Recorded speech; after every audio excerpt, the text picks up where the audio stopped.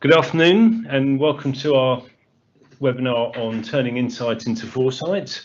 I'm Daniel Shear, I'm the corporate finance partner at BKL. For those that don't know me, I'm joined with by my colleague Adam Fantham, who works with me in the corporate finance team. Adam will be presenting a bit later. So in terms of what we want to cover in the next hour, we're going to start off talking about significant updates to the various coronavirus government coronavirus schemes that are out there, and quickly mention some of the new schemes, because all these schemes are of course sort of cheap or free access to money, and then we'll move on to talk about cash in times of uncertainty. If you have a question, please, by all means, type it into the Q&A box that you've got, and we'll either try and address them as we go along, or certainly at the end, there will definitely be time for questions at the end. So, first of all, quick update to things that have changed recently.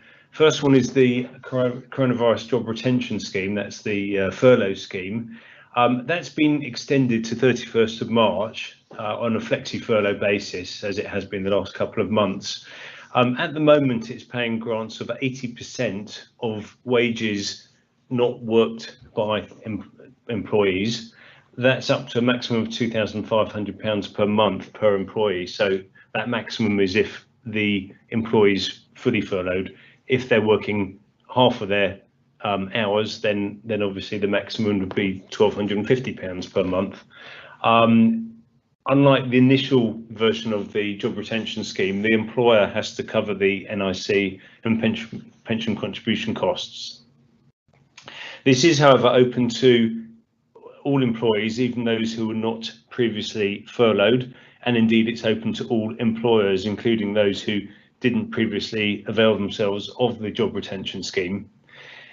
Significantly, it's open to employees where there is a real-time information notification to HMRC on or before the 31st of October, so by midnight of the 30th of October, and that's since 20th of March. So what it does mean is directors of companies who take an annual salary, which is typically paid in 31st of March, would be eligible for this scheme. Of course, depending on how much salary they take, they might not be eligible for much, but they are still eligible.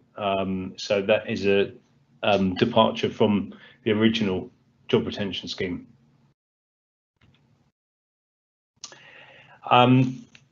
There's slightly different timescales with the current version of the scheme. So claims have to be done monthly. They can be done more frequently as well. You can do them on a weekly basis, and depending on which day of the week is the end of your week, you can have a shorter week at the start and the end of each month. But each month has to be a discrete. There has to be a finite ending at the end of each month. So November, obviously we're now in December. November claims have to be submitted by the 14th of December. One other thing which is very different is that from claims made in December, so in other words, once they're made, it will be in January, but for grants covering the month of December onwards, HMRC are going to publish the name of employers who are claiming under the scheme, if it's a company or an LLP, the company or LLP number, and an indication in the value of the claim. They released the bands yesterday, and so they'll say which band you're in. So, for example, £0 to £10,000 or £1 million to £5 million or whatever it might be. The reason they're doing that, of course, is to try to prevent fraud. It's been alleged there was a lot of widespread fraud in the initial version of the job retention scheme. Some employers were alleged to have claimed for grants, yet the employees were still working and were not furloughed. And I think the idea here is that employees can log on to the government website, check their employer's name, and whistleblow employers where they know they haven't been furloughed, and they can see the employers still claiming under the scheme. There are some exemptions, so certain employers will be allowed to keep their name private, but that's not expected to be the norm. So there's nothing to be ashamed of applying, obviously, but if you're thinking of applying, do bear that in mind, that your company name will become public. Moving on to the self-employed income support scheme, that has also been extended because it was originally meant to end, and it was extended for 6 months from November to next April. It's the same eligibility criteria of previously, so broadly that's for a maximum of £50,000 of self-employed income, and the self-employed income must be at least 50% of total income. People who are wishing to claim for the new version of the SEISS don't need to have previously claimed. The first grant covering the period from November to January is capped at 80% of average monthly trading profits and capped at £7,500. They will review the level of the second grant, which will be made available probably sometime in February. The first grant is already open. You can go onto the HMRC website and claim it. It opened yesterday, I believe. Moving on to taxes, there's a couple of updates here. So for individuals who file self-assessment tax returns and had a payment to make in July, July 2020, that could have been deferred until January 2021. What HMRC have now said is that the payment that is due in January 21, and that includes the deferred payment from July plus the first payment on account for 2021 as well, anything that's due in January 21 can be deferred over a 12-month period to be paid by January 22. It is important to note, however, that interest will fall due on that. So anything that is outstanding from the 1st of February 2021 onwards will attract interest. To contrast that, companies or businesses which were VAT registered, they were eligible to defer their VAT payments that were due from, it was actually late February, I think, but sorry, late March, but it was effectively the April to June quarter, which again, those payments could be deferred to March 21. And what the government have now said is that those payments can be deferred over an 11-month period to be paid in full by March 2022. And the contrast here is that they will remain interest free. So there's not really a reason for VAT registered businesses who deferred a payment to not avail themselves of this. Now, it is important to note that businesses need to opt in to be eligible. Last time, the payment was automatically deferred. It was just never due. Now, companies or businesses want to avail themselves of deferring the deferred payment, if you see what I mean. They need to opt in on the HMRC website, and significantly, agents cannot opt in on businesses' behalf. So for any accountants that are listening, if you've got clients that want to avail themselves, they're going to have a government gateway themselves and apply themselves. Similarly, for our clients that are listening, if you haven't already been contacted by your usual contact person at BKL, you probably will be soon, who will be advising you to get a government gateway and opt in yourselves. Quick mention on the various loan schemes that were available. The most popular was the bounce back loan scheme, and that has been applications for bounce back loans have been extended to 31st of January.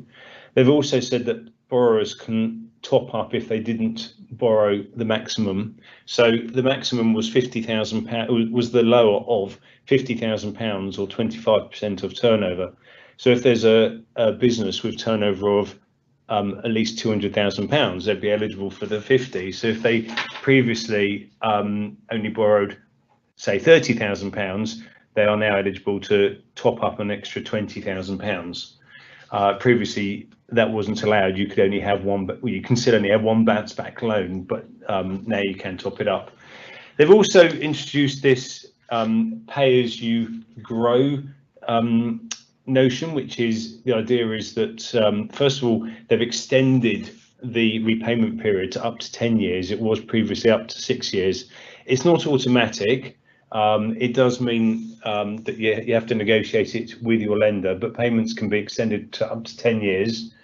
And also they will allow interest only periods for up to 6 months 3 times, and complete payment pauses for up to 6 months.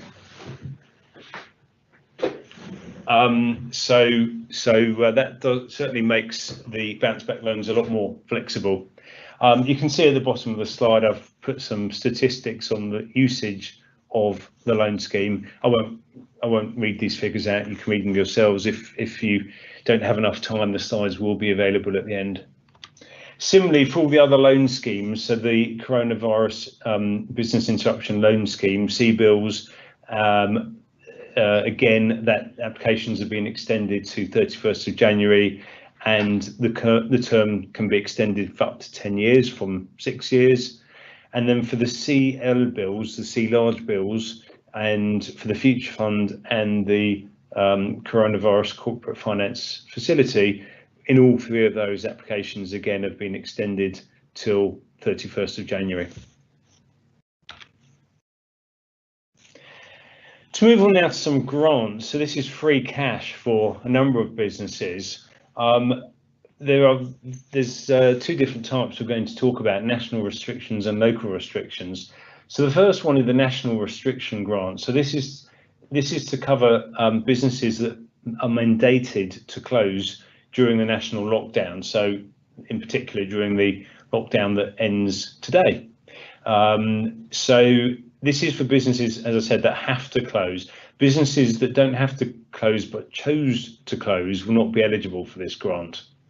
So this grant is really aimed at things like non-essential retail, leisure, personal care, sports facilities, and hospitality industry.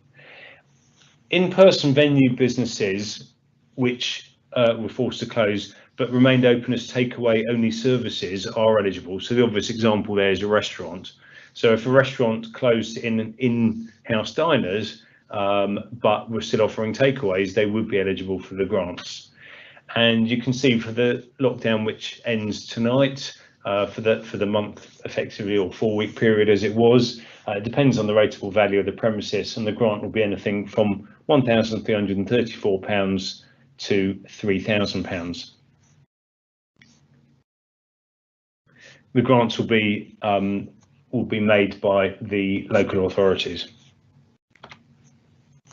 In terms of local restriction grants, there's actually 2 types. There's what we call local restriction open grant and closed. We'll talk about the open first. So this is for businesses which don't have to close but are severely impacted due to the local restrictions in the high or very high alert level areas. So that's tiers 2 and tiers 3. Obviously, starting from tomorrow, that's most of the country, but these grants can actually be backdated to August. So obviously there were less parts of the country that were in tiers 2 and 3 before the current lockdown. These are discretionary grants that are up to the local authorities. They're likely to be reserved for those in the hospitality and leisure businesses. And the grants you can see on the screen for a 28-day period, they range from £934 for the 28 period up to £2,100, again depending on the rateable value of the property. Excuse me. The closed local restriction support grant is for businesses that are required to close in the very high alert areas, so that's the tier 3 areas. So unfortunately, quite a chunk of the country will be in those areas come tomorrow, and businesses that have to close will be eligible for these grants.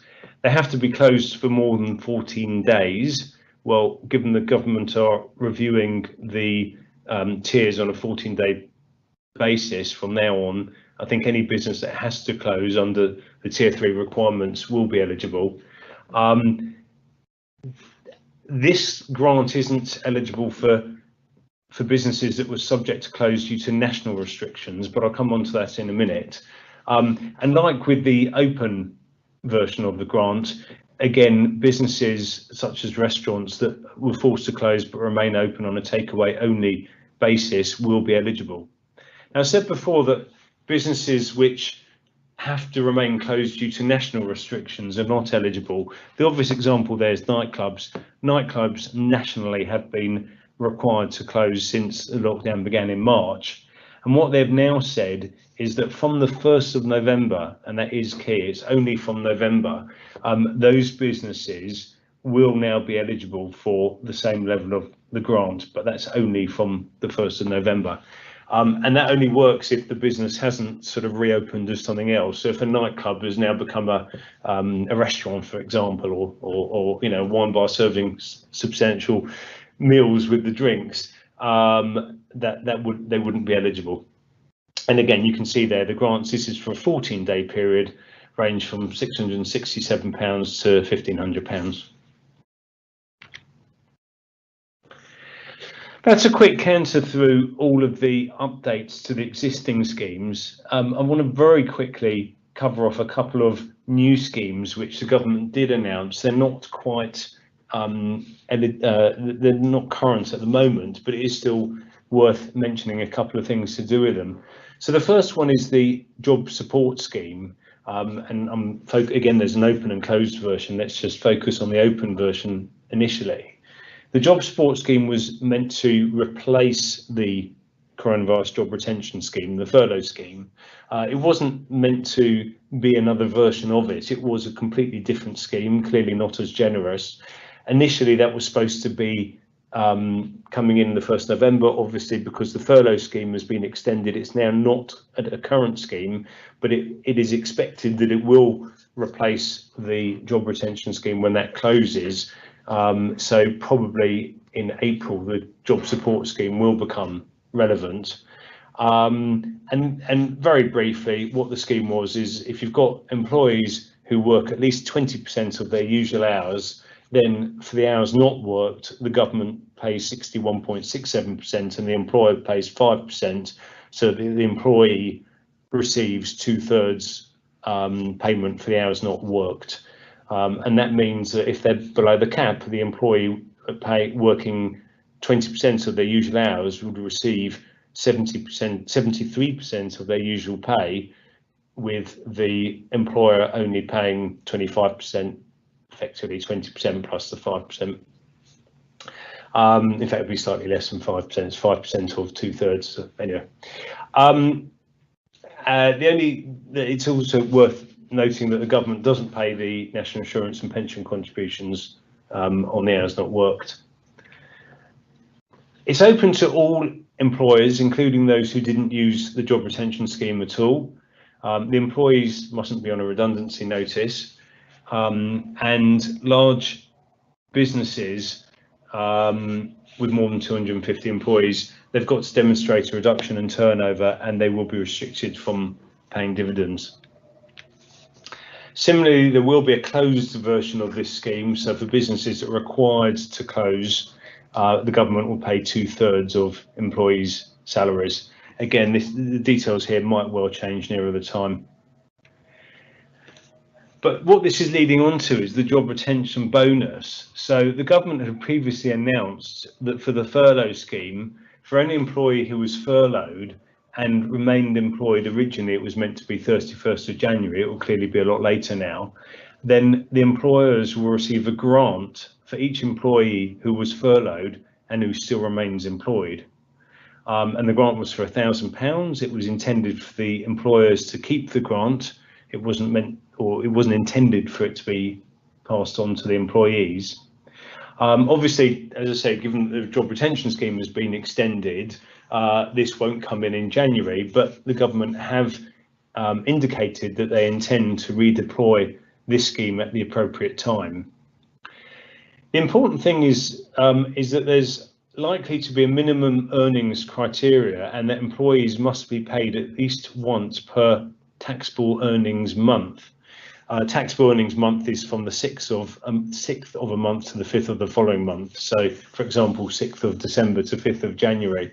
And under the original version of the scheme, which has now been delayed, they said for the 3-month period up to January, the employees had to be paid at least, I can't remember the exact figure, is £500 or something per month. So for employees who are only paid quarterly or annually, they wouldn't be eligible for the employees wouldn't be eligible for the job retention bonus. So if you have employees who are furloughed, it is and only receive payments on a quarterly or even annual basis, it is worth switching to paying them on a monthly basis, so that you will be eligible for the job retention bonus when it does come in.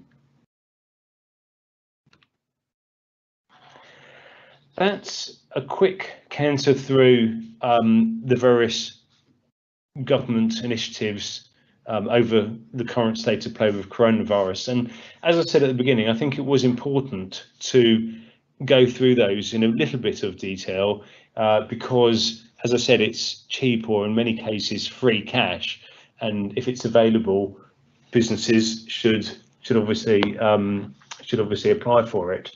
But today's webinar isn't only about the government initiatives, and really what in turning insights into foresight, what we want to talk about is how in these uncertain times it's important for businesses to preserve their cash, to plan ahead and gain a better understanding of what the future holds.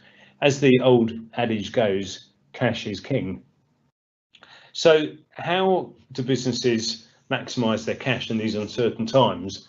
Well, the three main areas are to bring in new cash from outside financing, to increase revenue, so that could be opening up new revenue lines, or if possible, to cut expenditure.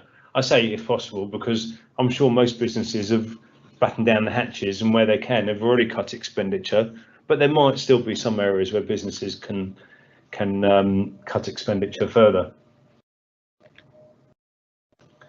So in terms of the first of those, financing, finance could be debt or equity finance, or indeed it could be mezzanine finance, which is a sort of quasi-debt equity mixture. Excuse me. In terms of debt finance, we spoke earlier about the coronavirus loans. I think they have to be considered the most preferred loan for many businesses at the moment, because you get, certainly with the bounce back loan and the CBILS, the government pay the first year interest, and indeed with the bounce back loan they pay the first year payments entirely, and there's a low rate of interest on them. So they are very attractive schemes. So and as I said before, applications for all of these schemes have now been extended to 31st of January. So there is, notwithstanding the Christmas holidays, there's still 2 months for businesses to apply for new coronavirus loans. Other types of debt finance include asset-based lending. So that could again mean many things. It could mean invoice discounting or factoring, which is borrowing against your debtor book, but it can also be other forms of asset finance, such as borrowing against fixed assets or stock in some cases. Again, they're preferred types of financing by many lenders because of the security, because there's absolute security on the asset which is being financed. Then, of course, there's more traditional bank debt, loans and overdrafts. And in these times, it's obviously important to not neglect the peer-to-peer lenders. There's lots of peer-to-peer lenders online out there where investors, if we can use that term in inverted commas, investors put their money in a peer-to-peer lender to lend to businesses. All those investments are pooled together and lent to various borrowers, and there's been mixed results on how successful these are, but on the whole they're doing fairly well. So it can be a relatively quick way to raise finance for businesses which are struggling to raise finance from the more traditional means of banks or challenger banks. What do lenders look for when someone is wanting to raise finance? So, excuse me, the first thing is the use of funds. What do they actually want to borrow the money for, and what are the funds raised going to be deployed to do? Obviously, if it's just to pay a dividend to the proprietor of the business, that's not going to be as interesting to the bank. So what are the funds intended to be used for? Any lender, whether it's debt or equity, will want to buy into the management team. They'll want to see a strong management team running the business, and that's always a key consideration for any provider of finance, as I said, whether debt or equity. In terms of debt finance, there are usually three things that are very important to the lender. One is security. So what is the finance secured against? One is serviceability. So what is the business's ability to repay both the capital and interest payments that will be due on the finance? And the third one are the covenants. So the lender will typically put some financial covenants in place. It could be to do with interest cover. So what's the expected profit of the business as a multiple of the amount of interest that they have to pay, or it could be free cash flow cover. So what is the free cash flow as opposed to as a multiple of the total amount that needs to be repaid, capital and interest on the loan. And if these covenants are breached, then the borrower has the ability to call in the loan in its entirety, and if necessary, can even put the borrower into administration or into an insolvency process. So it's really important for businesses who are considering debt finance to carefully forecast their business and to test whether they expect to be within the bounds of the covenants before they actually enter into the borrowing in the first place. If they can see that they expect there to be a period where they might be in breach of their covenants, such as, for example, when the annual corporation tax payment is due, then it's worth clearing those out with the lender at the outset and effectively get lenders' permission that they won't deem that as a breach of covenant for a few predefined periods. But as I said, really surrounding all of this is the need for there to be a solid business plan with robust financial forecasts, which any provider of finance can use to assess the viability of the potential borrower. And that sort of segues in quite nicely to talking about cash flow forecasts. So I'm going to hand over to Adam, who's going to talk a bit about those. Adam. Thanks, Dan. So yeah, today I'll cover some slides on both cash flow forecasts and business plans. And if you have any questions, as Dan said, just type them in the Q&A box and we'll try to cover them at the end. So cash flow forecasts are essential to any business as they enable you to gain a better understanding of both your business's current finances and the finances going forward. This will enable you to identify risks such as points in time where your business might experience cash flow issues and might require additional funds. The forecasts are prepared based on a detailed cost analysis of the business, which will enable you to take a step back and identify areas where the business might be overspending and could potentially cut costs. They're commonly used to assist with debt finance, as a lender will want to see that both a business can afford the loan repayments and, as Dan's mentioned, meet loan covenants in the future. We've also had experience in the past with preparing cash flow forecasts to assist with e-money SCA applications, which include specific capital requirements.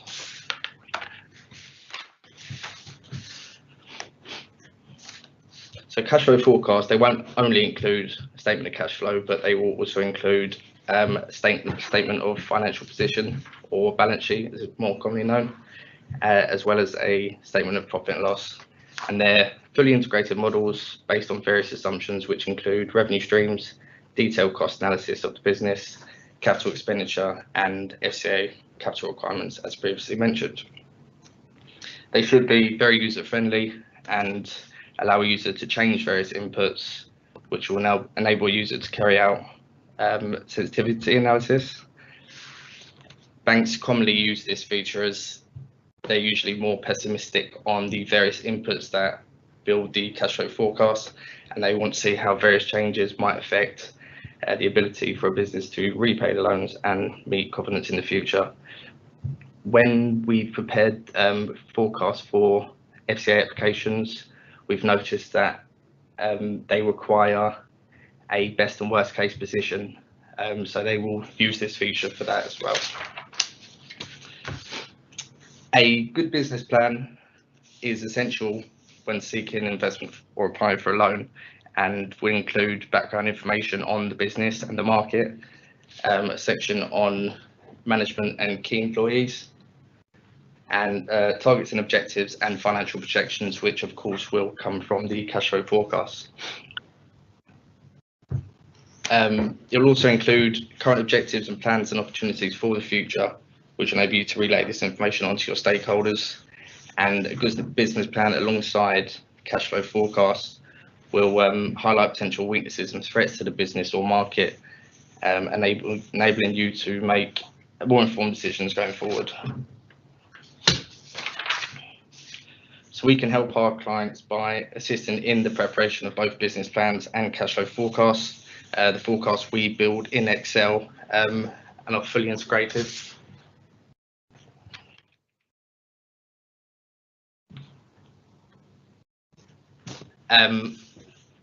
But we usually prepare them on 3 to 5 year period into the future, but can be shorter or longer depending on clients' requirements.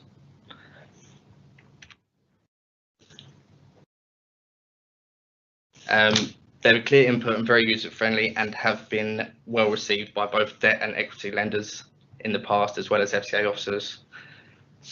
Revised business models is the opportunity for us to discuss with you how you monetize your business, as we have a lot of experience working with a large number of clients from various backgrounds and industries who have very different business models, and we could potentially help you take a step back and see how you might be able to adjust and plan for the future, which is especially important in the current climate. Thank you very much. We'll try to cover any questions we haven't done so already. Yeah, thanks, Adam. So a couple of questions have come in. So someone asked whether HMRC are expected to publish information about companies that claim the job retention scheme in November 2020 and prior months, or does the publication start from claims made in December 20? It's the latter. They're only going to publish information on claims that start from December 2020. So if you have claimed up to now and you don't want your details to be published, then as long as you don't claim beyond November, your details will remain confidential. There is also another question about variable pay, but it's rather technical. So if the person who sent that question, in fact, there's a few technical questions which I won't read out because they're rather detailed, and I think it won't necessarily be relevant for everyone. But I promise all the questions that we haven't answered, we will respond to you directly with a response to your question in due course. So if there's no other questions, then we're a bit ahead of schedule, but it's always good to have a bit of time before the next meeting or whatever, short but sweet. So I hope you found today's presentation useful. This is actually the first in a series of webinars that the firm will be running, and my colleagues and I would look forward to seeing you at the next webinar that we'll be presenting on. Meanwhile, stay safe and enjoy the post-lockdown period, and best wishes over the festive season to everyone.